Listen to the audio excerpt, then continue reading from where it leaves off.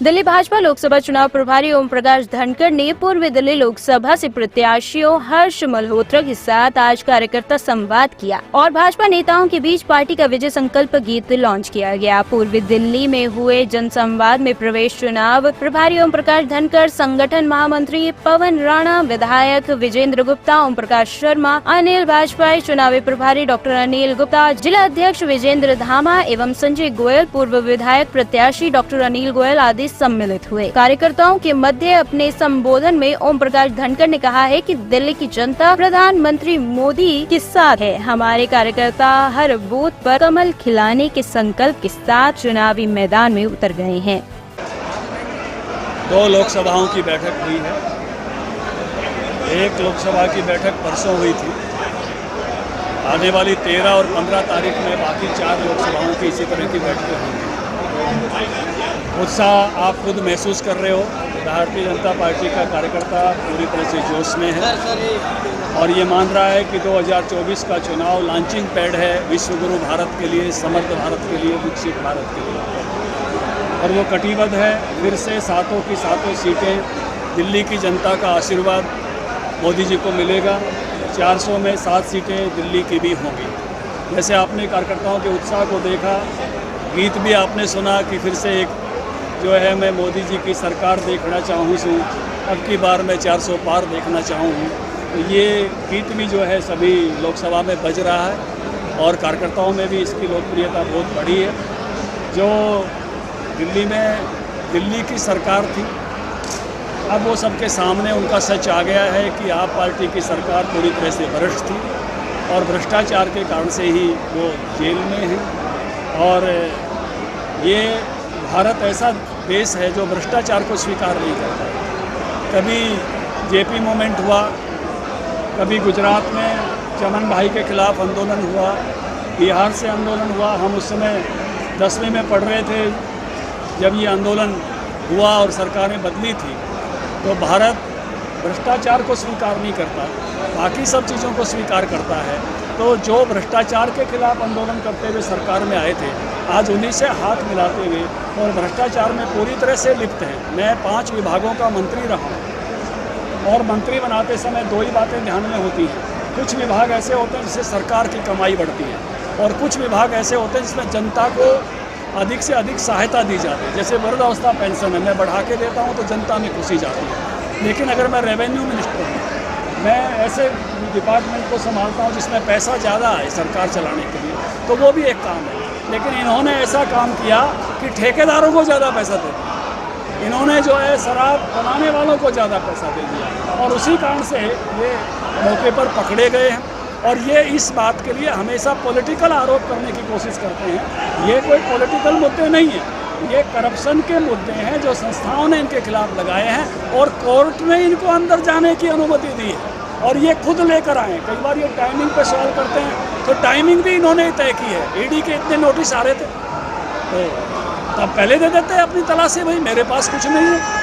अगर इतने अच्छे थे तो फिर कोर्ट में भी खुद गए, फिर कोर्ट में भी कहा कि अभी बताओ मुझे क्यों जाना चाहिए।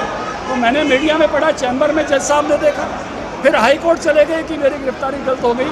हाई कोर्ट ने भी कहा कि आपकी गिरफ्तारी गलत हो गई। एक और जिद मैं देख रहा हूँ कि जेल से सरकार चलाए। अभी केजरीवाल अभी जेल के अंदर है, बार-बार संदेश भेजते हैं, पत्र। मैं वही बात आपको बताना चाहता हूँ, वही बताना चाहता हूँ, देना चाहिए कि नहीं, मैं वही बताना चाहता हूँ। जेल का एक नियम है, जेल से कोई भी कागज बाहर आएगा, कोई भी कागज अंदर जाएगा तो जेलर को देखना होता है। ये जेल के रूल्स में है। जेल के जेलर के देखे बगैर कोई कागज जेल से बाहर नहीं आ सकता और कोई कागज जेल में नहीं जा सकता। और जब हम मंत्री बनते हैं, मुख्यमंत्री बनते हैं, तो एक गोपनीयता की शपथ लेते हैं कि लोक हित में मैं जो निर्णय करूंगा वो किसी को नहीं बताऊंगा, क्योंकि निर्णय पहले बताने से ही गड़बड़ होती है।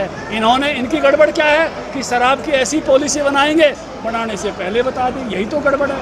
अब वो गोपनीयता का पालन जेल में हो ही नहीं सकता, जेल के रूल्स के कारण से, बाकी कोई और नहीं कह रहा। जब गोपनीयता का पालन नहीं हो सकता, इसलिए हेमंत जी ने इस्तीफा दिया।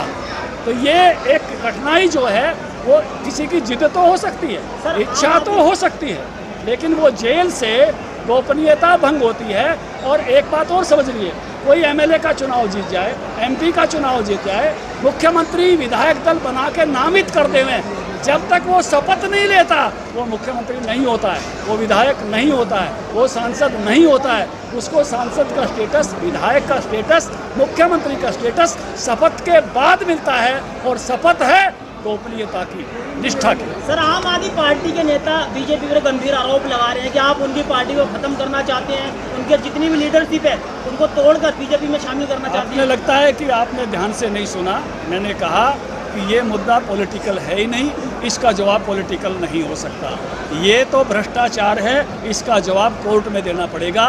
बयानों से इससे आप नहीं निकल सकते। बयान पॉलिटिकल होते हैं और पॉलिटिकल तरीके से दिए जाते हैं। ये आप पर मुद्दा है, आप पर मुकदमा है, इसको तो आपने कोर्ट में जस्टिफाई करना पड़ेगा। गुजरात में राजकोट से उम्मीदवार पुरुषोत्तम रूपाला ने क्षत्रिय समाज पर अशोभनीय टिप्पणी करी है, और उत्तर प्रदेश, राजस्थान, मध्य प्रदेश का क्षत्रिय समाज भाजपा के खिलाफ जा रहा है, क्या कहना चाहिए? जितना मैं जानता हूँ रूपाला जी ने उसके लिए क्षमा क्षत्रिय समाज से, राजपूत समाज से, मैंने अखबार में पढ़ा है, उन्होंने इसके लिए क्षमा मांग ली। हिमाचल में सर कंगना ने छोटा पप्पू और बड़ा पप्पू, लोग बिल्कुल इतने चाव से आज इस प्रोग्राम में रहे कि यहाँ बैठने की जगह कम पड़ गई, जबकि हमने सिर्फ शक्ति केंद्र प्रमुखों को ही बुलाया था। तो इससे ये महसूस होता है कि उनको अपने बीच के हर्ष मल्होत्रा जी जैसे कैंडिडेट मिले हैं, तो उसको जिताने के लिए उन्होंने संकल्प लिया है। उनको हर कार्यकर्ता को ये लग रहा है कि मैं ही हर्ष मल्होत्रा।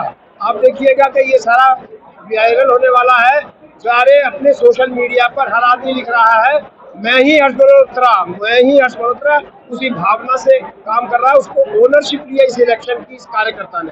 मैं मालिक, ये मेरा चुनाव है, इस भावना से ये कार्यकर्ता यहाँ काम कर रहे हैं। इस कार्यक्रम में देखा गया है कि जो बीजेपी का पटना है वो भी बदल गया है, कार्यकर्ताओं ने आपके गले में भी मोदी की तस्वीर है और भारत का चित्र है। देखिए, यही है कि एक ये नया भारत बनाना है, ये चुनाव ही है नया भारत बनाना है। भारत को भारत की तरह सोचने के लिए बनाना है।